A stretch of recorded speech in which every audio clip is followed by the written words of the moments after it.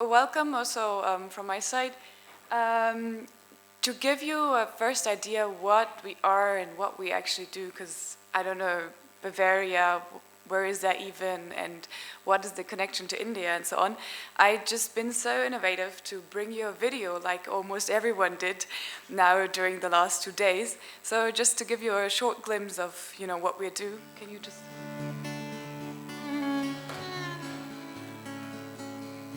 The Bavarian Indian Center for Business and University Cooperation, short BAIIND, is funded by the Bavarian State Ministry. Since 2009, the BAIIND has been building bridges between Bavaria and India. From its 2 locations in Hof and Bengaluru, it functions as an excellent service provider for both regions.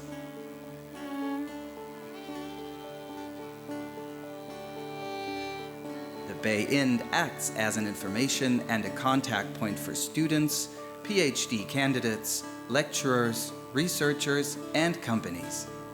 It provides assistance to build networks between India and Bavaria, thereby helping to find partner universities for cooperation.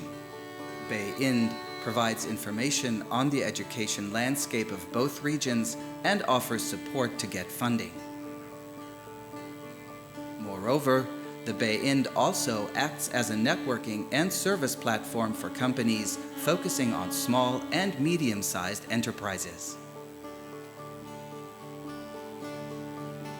Ultimately, the BAIIND connects stakeholders from academia and industry and builds bridges by linking people from various institutions.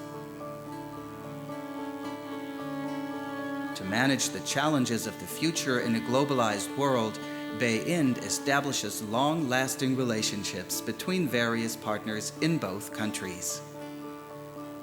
The vision of BAIIND is to foster cooperation and innovation through constant exchange between Bavaria and India.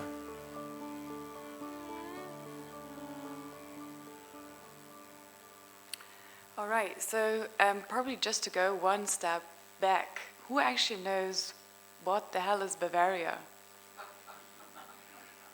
Okay, while the Germans are raising their hands, that's great to know. All right, okay. So it's just one of the German states, and I guess most of you are living in Bangalore, you will know the Oktoberfest, you know Neuschwanstein. Do you think that's German?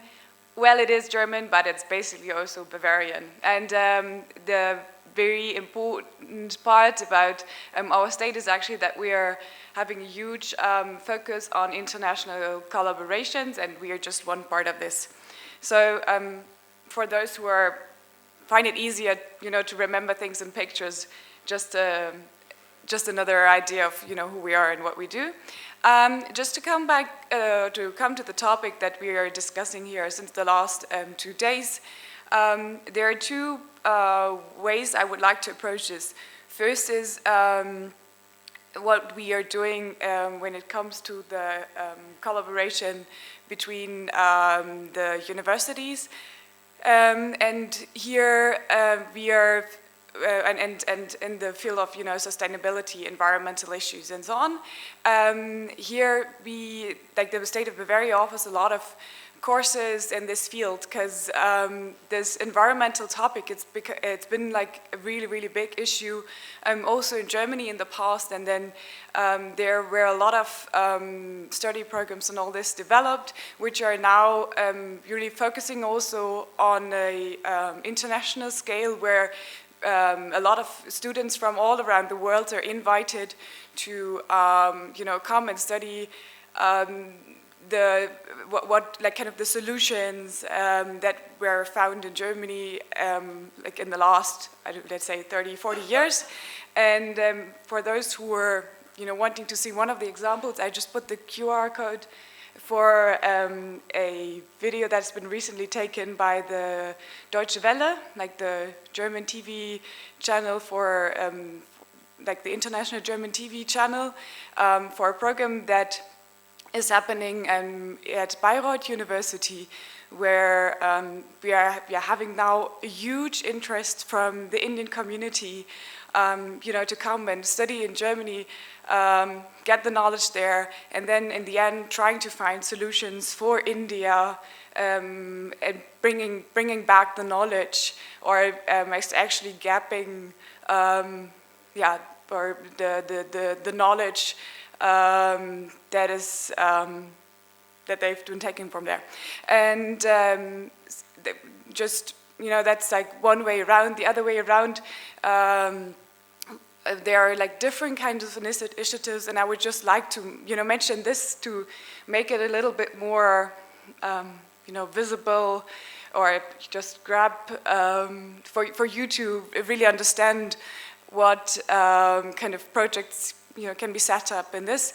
So there is another program that is run by the Technical University Amberg-Weiden, where they set up a learning center together with the Renewable Center in Mittrodam, where they are bringing Bavarian students together with Indian students, trying to find solutions for local environmental and energy problems, discussing them with the community, and then really coming up with concrete solutions for our future challenges, which then can either be implemented in India or even in Germany. Because one of the things that we see a lot now is that Germany is all about that high tech that we've been developing in the recent years, but for many locations and so on, this is all too expensive. So we are really trying to create setups where our students can also get a new view of how to develop technology on a payable basis, and technology that can be used all over the world. And the second example that I'd like to put across to you is one which is really like kind of very close to our heart, where we are trying to bring together universities and companies. One example Joe's already mentioned, which is more like on the internship based, but the example that I like to mention now here is really where we are focusing on the research part, bringing together different stakeholders, different partners from Bavarian India, of course, but then from universities and industries. And so the first project, or it's like the topics that I like to mention, and the field is vast. There are like a lot of opportunities, and it's just a little bit of food for thought for you, what all can be possible. So the first one is an example from our Technical University of Nuremberg, where they are setting up a hybrid energy plant which uses solar and wind energy, which can be set up in any remote location to bridge the electricity gaps that are, we all know, happening in certain places in India from time to time, and to give then like a stable energy supply for people, for example, to regularly being able to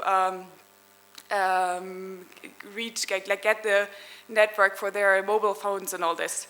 The second example is a little bit more very advanced on the basic research science, but it's really, I think, could be a huge solution for for a lot of energy problems. So they are actually developing, or they've been developing through a program, transparent electrodes for transparent solar cells, which actually can be used in glass buildings. So, and we've seen this trend in India now a lot in the recent years, all these skyscrapers that have been set up, all full of glass, in a country where heat is really an issue. So with this kind of technology that they've been developing, it will be possible to kind of generate energy just from the facade of your building, and then to bring it back into, for example, the cooling systems that are necessary to keep such a building running on a sustainable way.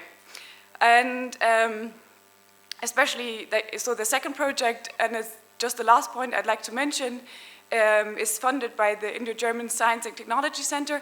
My colleague from that center was here today, Roshan Paul, but I think he will have left already. And that's the, just to give you an idea of how this kind of stuff can be implemented. So they are a funding agency and especially funding project between industry and university in India and Germany. And so the next call is going to be on future agricultural farming, vertical farming and all this. As we know, not only like water and energy, but also food is going to be one of the big challenges of our future cities. So with this, I'd like to end. Thank you very much for the attention. And we are really hoping that with our Indo-German collaboration, we can, solve some of the future of the problems of our cities in the future. Thanks a lot.